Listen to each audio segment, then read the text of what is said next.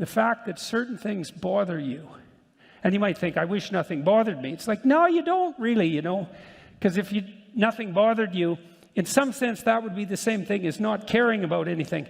It actually turns out to be the case that the things that bug you are the things that you care about when they go wrong.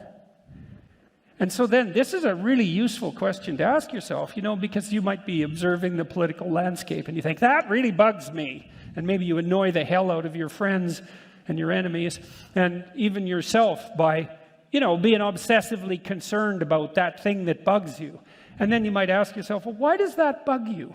Because there's like a million things that could in principle bother you. And, you know, maybe you're one of those people that has a million things bother you, but probably not. There's more things that don't bother you than that do bother you, because there's a lot of things. And if everything bothered you, you'd just die.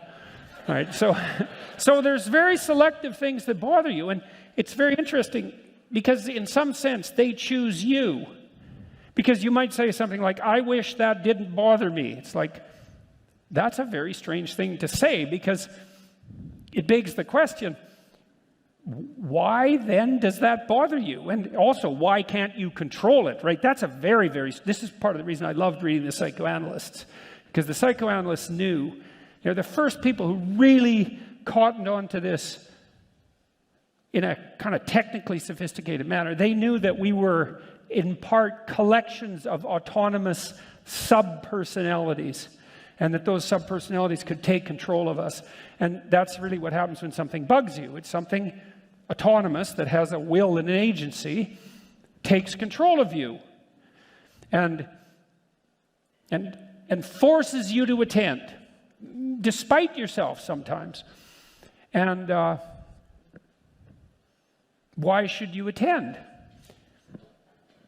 Because that's your destiny calling you, right? That's your problem.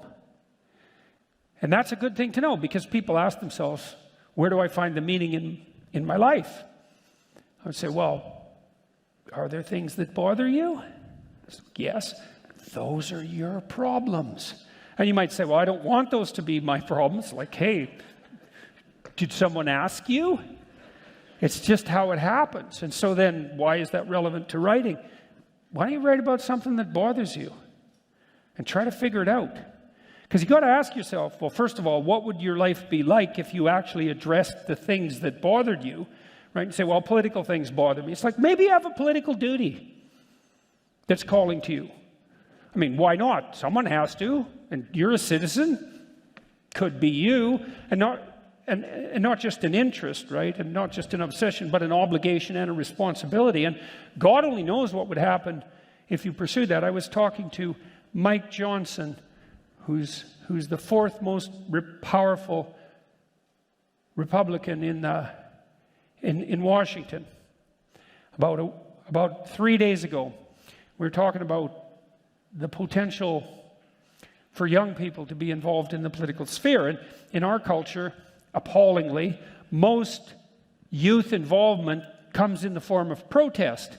And that's the fault of the idiot universities, as far as I can tell, because basically what students are taught is that if something bothers them, which it might, then they should protest about it. It's like, well, you could do something about it instead of complaining about the people who are doing something.